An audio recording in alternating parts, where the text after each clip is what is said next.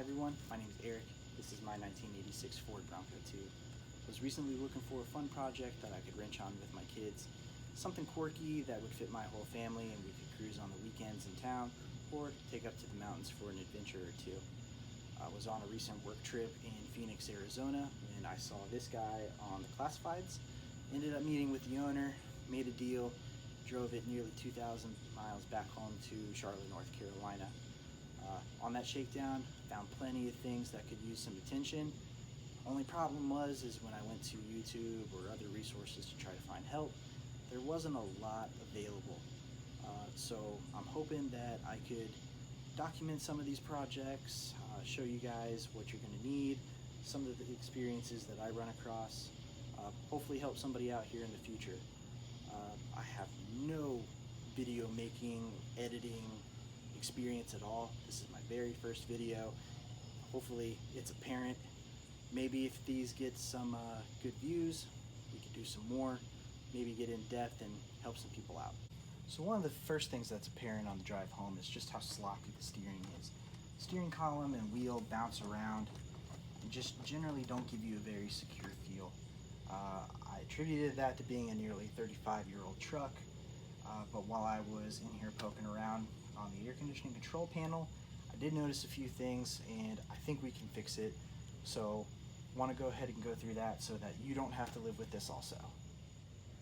So the tools that you're going to need for this project are a 3/8 ratchet, 13mm socket, 3/8 socket extension, T20 Torx driver, number 2 Phillips screwdriver, small flat blade screwdriver, some kind of panel removal tool, some kind of organization tray to keep your screws organized while you work through your project, and some thread locker.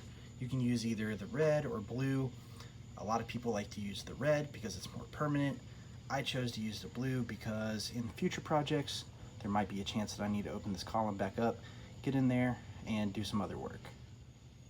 So one small edit from the installation, we did go ahead and ended up needing an 8 by 1.25 tap and tap wrench.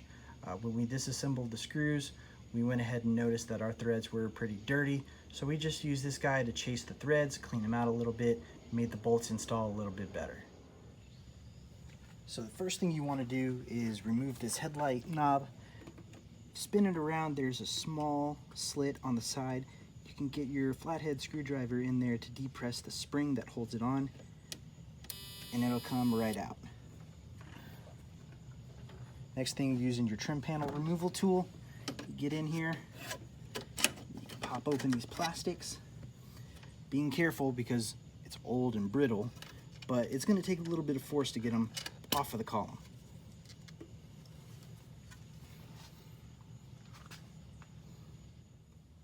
So the next thing you want to do is remove this ashtray out of the center console. All you got to do is open it up, depress this little tab here on the top, and the ashtray will pop right out. The next thing you want to do is remove the last 2 pieces of trim on the bottom of the dash using the same method you used on the other side next to the headlight panel. All you got to do is use your trim panel removal tool, get in here, remove that side, and also remove this side. Now that you've got the bezel exposed, you can go ahead and unscrew it from the dashboard. There's 8 Phillips screws that you need to find. 4 along the top, here, here, here, here, and 4 more along the bottom, here, here, here, and 1 more on this side, here.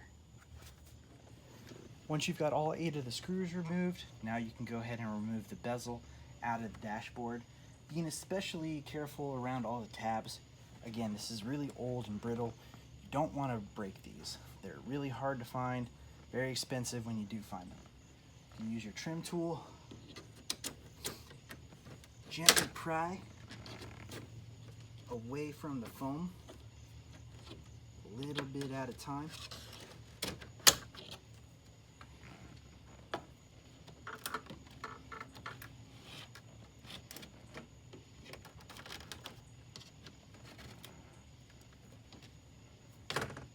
Once you get it released at the top, it should just lean forward and pull straight off.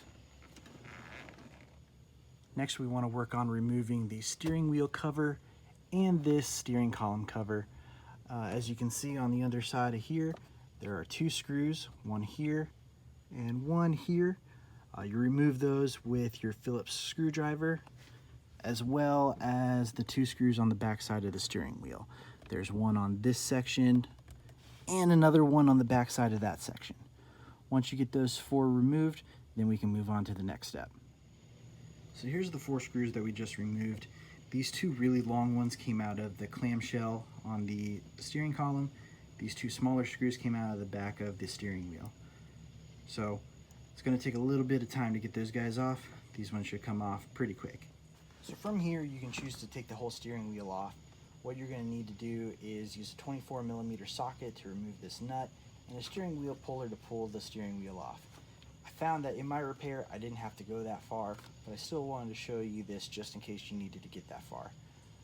What I had to do on my next step is use the tilt function to tilt all the way up and remove this bottom section of the clamshell from the steering column.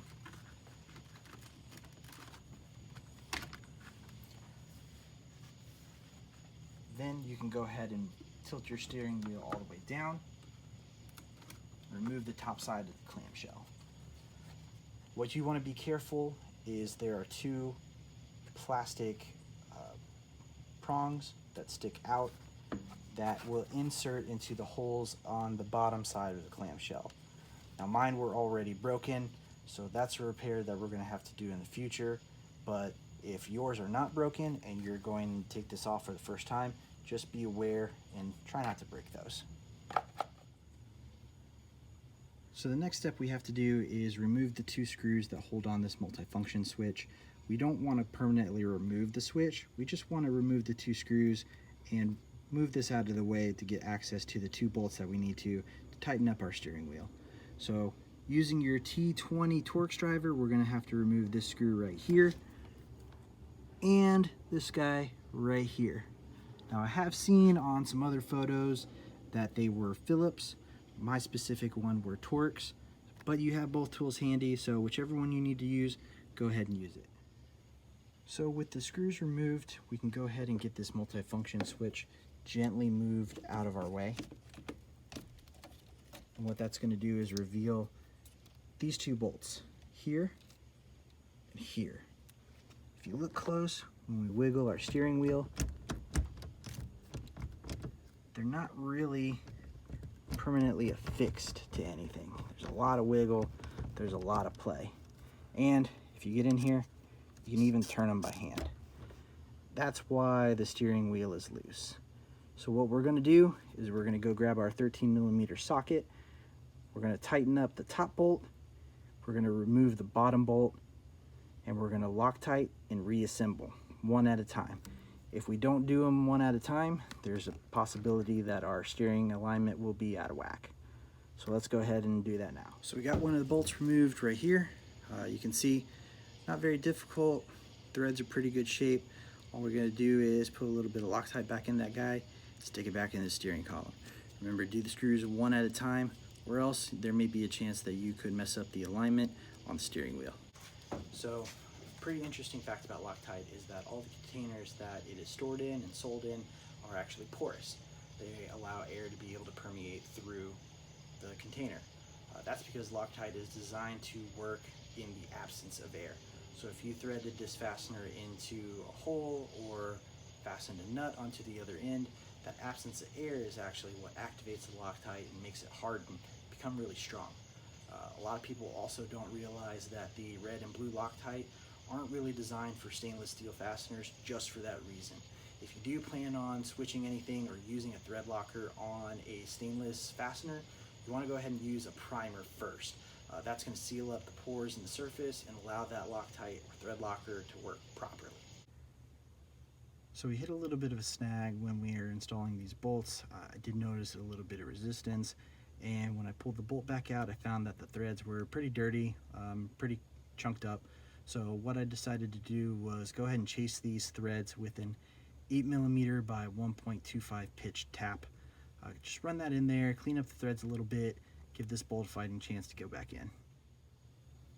So when you're doing this, you want to go ahead and give it a couple good cranks forward and then scotch off just a little bit to go ahead and clean those threads. This will help you get through the whole bolt without breaking the tap off in the hole.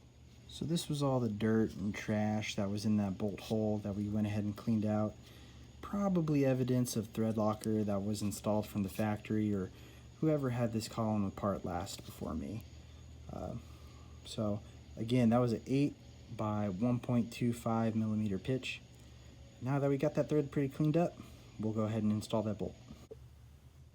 So with those threads cleaned up, this is going in much nicer. Once you go ahead and get to a point where you can't get it with your fingers anymore, go grab your 13mm wrench, send her home. So just as a precaution, I went ahead and chased the top thread as well. It's not going to hurt. Just remember, a couple cranks forward, crank her back.